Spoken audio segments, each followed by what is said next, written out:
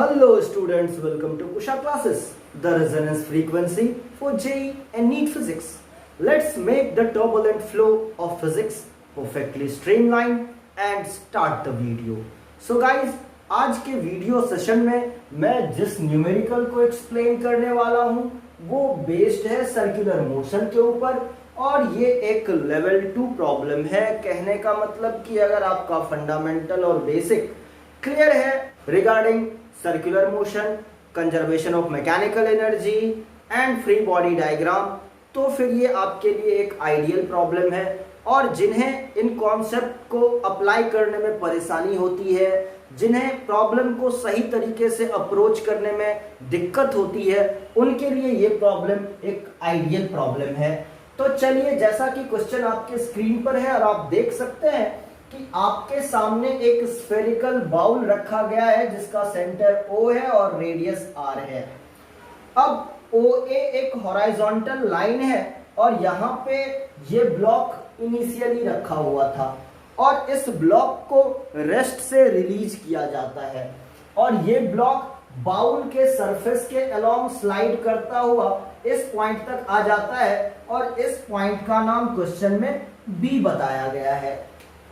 और जब block point B पर आ जाता है उस टाइम पे ये एंगल थीटा है, एंगल AOB इज थीटा। आपसे एक ग्राफ के बारे में पूछा गया है जो कि x वर्सेस थीटा ग्राफ है और आपको x के बारे में बताया गया है कि x is the ratio of magnitude of centripetal force to the magnitude of normal force. तो जैसा कि आप देख सकते हैं, इस क्वेश्चन को सॉल्व करने के लिए आपको सर्कुलर मोशन और सेंट्रीपिटल फोर्स का कॉन्सेप्ट रिक्वायर्ड है। साथ ही साथ इसमें आपको कंजर्वेशन ऑफ मैकेनिकल एनर्जी का भी कॉन्सेप्ट इन्वॉल्व है और नॉर्मल के कैलकुलेशन के लिए आपको फ्री बॉडी डायग्राम ड्रॉ करना भी आना चाहिए। तो कहने का मतलब ये एक फुल्ली पैक्ड प्रॉब्लम है, मल्टी कंसेप्चुअल प्रॉब्लम है। IIT JEE मेंस, एडवांस और नीट के जो भी बच्चे हैं उनके लिए ये प्रॉब्लम बहुत ही इंपॉर्टेंट है, बहुत ही गौर से देखिएगा। चलिए स्टार्ट करते हैं इसको सॉल्व करना। तो जैसा कि आप देख सकते हैं, जब आपका ब्लॉक पॉइंट A पर था उसके पास कोई भी काइनेटिक एनर्जी नहीं थी क्योंकि इसका स्पीड 0 था और जैसे जैसे ब्लॉक स्लाइड करते हुए पॉइंट B पर आ गया, धीरे धीरे इसकी स्पीड बढ़ने लगी और इस पॉइंट पे इसके पास कुछ काइनेटिक एनर्जी भी आ गई। पॉइंट A पर ब्लॉक के पास प्योर पोटेंशियल एनर्जी ही थी और वही पोटेंशियल एनर्जी काइनेटिक एनर्जी में कन्वर्ट हो गई है। तो अगर मैं पॉइंट A और पॉइंट B के बीच कंजर्वेशन ऑफ मैकेनिकल एनर्जी का प्रिंसिपल यूज करता हूं तो फिर मुझे पॉइंट B पर वेलोसिटी का पता चल जाएगा और एक बार मुझे पॉइंट B पर वेलोसिटी पता हो गया तो फिर मैं mv²/r जो कि सेंट्रीपिटल फोर्स की वैल्यू होती है, इससे मैं पॉइंट B पर सेंट्रीपिटल फोर्स की वैल्यू पता करूंगा। और अगर मैं पॉइंट B पर इस ब्लॉक का फ्री बॉडी डायग्राम ड्रॉ करूं और फोर्स का इक्वेशन लिखूं तो मुझे नॉर्मल फोर्स की वैल्यू भी मिल जाएगी। तो इस प्रॉब्लम को सॉल्व करने की स्ट्रैटेजी हमारी यही रहने वाली है।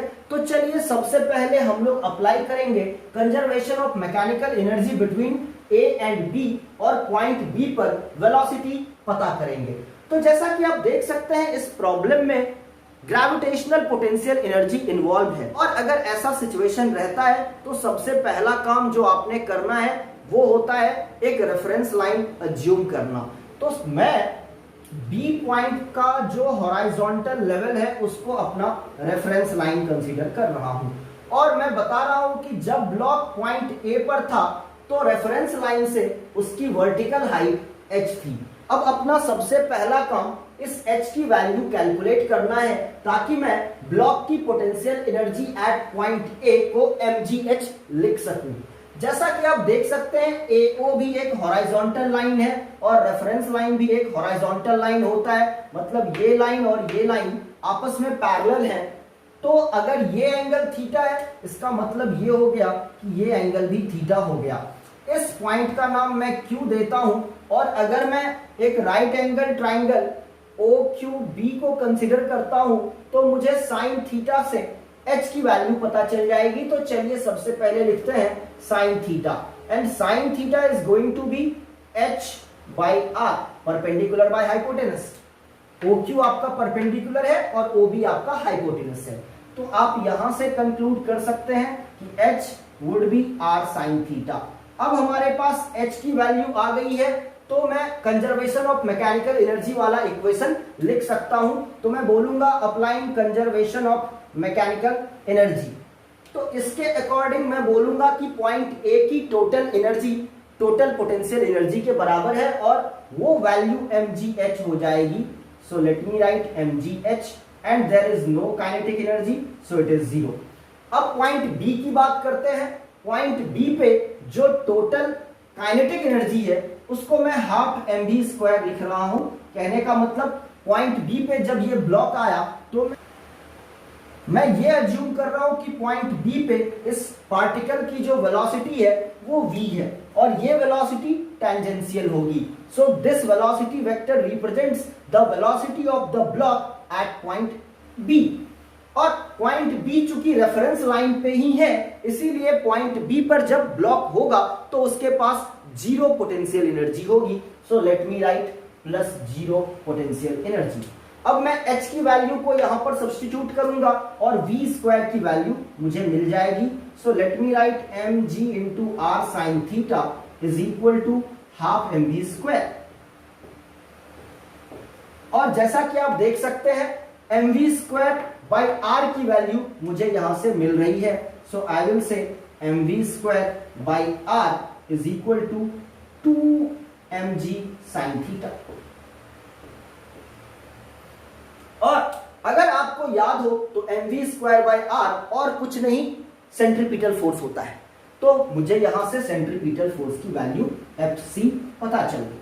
अब हम लोग बात करेंगे नॉर्मल फोर्स के बारे में, और नॉर्मल फोर्स के बारे में पता करने के लिए मुझे इस ब्लॉक का free body diagram at point B draw करना पड़ेगा। तो चलिए वही करते हैं। हम लोग बोलेंगे कि यहाँ पे ये पार्टिकल है एट पॉइंट बी और इसके ऊपर में mg वर्टिकली डाउनवर्ड एक्ट कर रहा होगा, इसके ऊपर में normal perpendicular to the surface act कर रहा होगा। कहने का मतलब नॉर्मल का डायरेक्शन रेडियल होगा। सो यहां से आप समझ सकते हैं कि जो नॉर्मल है उसका लाइन ऑफ एक्शन सेंटर से होकर के पास कर रहा होगा।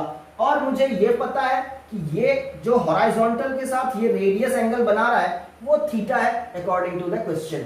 अब हम लोग बोल सकते हैं कि अगर ये एंगल थीटा है तो यहाँ पे आप एक हॉरिजॉन्टल लाइन ड्रॉ कर लें और आप ऐसा बोल सकते हैं कि ये एंगल भी थीटा होगा।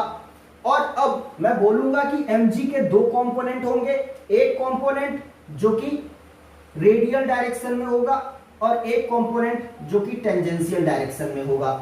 जो रेडियल कंपोनेंट हो जाएगा वो कितना हो जाएगा, लेट अस से ये एंगल थीटा है तो ये 90 माइनस थीटा होगा, इसीलिए ये कंपोनेंट mg sin थीटा हो जाएगा। और ये एंगल थीटा होगा तो इसका tangential component mg cos theta हो जाएगा। Now I'll say that the net resultant force acting radially would provide my required centripetal force 2mg sin theta। तो रेडियल डायरेक्शन में जो नेट फोर्स एक्ट कर रहा है वो नॉर्मल है और mg sin थीटा है। नॉर्मल का force towards the centre act कर रहा है और mg sin theta away from the centre act कर रहा है। तो हम लोग यहां से बोल सकते हैं कि normal minus mg sin theta will be equal to centripetal force. और इस सेंट्रीपिटल फोर्स की वैल्यू हमने निकाली है 2mg sin थीटा के बराबर। तो मैं यहां से लिख रहा हूं it is equal to 2mg sin theta. और यहां से फिर मैं नॉर्मल के बारे में बोल सकता हूं कि 2mg sin theta plus mg sin theta is equal to 3mg sin theta. अब हमारे पास सारा इंफॉर्मेशन मौजूद है जिससे मैं x की वैल्यू कैलकुलेट कर सकूं, मतलब कि सेंट्रीपिटल फोर्स और नॉर्मल का रेशियो कैलकुलेट कर सकूं। So from here I can say x will be equal to fc by normal। fc is 2mg sin theta and normal is 3mg sin theta। so this ratio is 2:3 and as you can see x is a constant number, it is 2/3, it is independent of theta। यानी कि आपका जो x है वो theta depend नहीं कर रहा है, पूरा का पूरा ये x थीटा से इंडिपेंडेंट है। इसीलिए थीटा के वेरिएशन का इस रेशियो पे यानी कि सेंट्रीपिटल फोर्स और नॉर्मल के रेशियो पे कोई फर्क नहीं पड़ेगा। और फाइनली अगर आप ये ग्राफ ड्रॉ करेंगे जिसमें आप y एक्सिस पे x को रखें, x एक्सिस पे थीटा को रखें, तो ये जो आपका ग्राफ आएगा वो एक हॉरिजॉन्टल लाइन वाला ग्राफ आएगा कि x की वैल्यू हमेशा 2/3 रहेगी, वो थीटा के साथ चेंज नहीं करेगी। So that will be the correct option.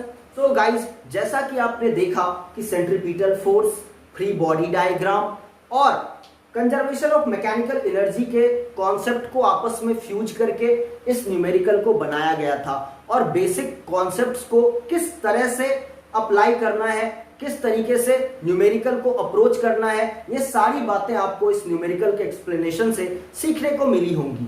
उम्मीद करता हूं कि ये वीडियो आपको पसंद आया होगा। अगर आप चाहते हैं कि ऐसे ही इंफॉर्मेटिव थॉट प्रोवोकिंग वीडियोज जो कि आपके कॉन्सेप्ट बिल्डिंग में हेल्प करें, मैं लेकर आपके सामने आता रहूं, then do subscribe my channel, like the video, share it, and if you have any doubts do ask me in the comment section. Thank you for watching the video. See you next time. Till then, goodbye. Take care.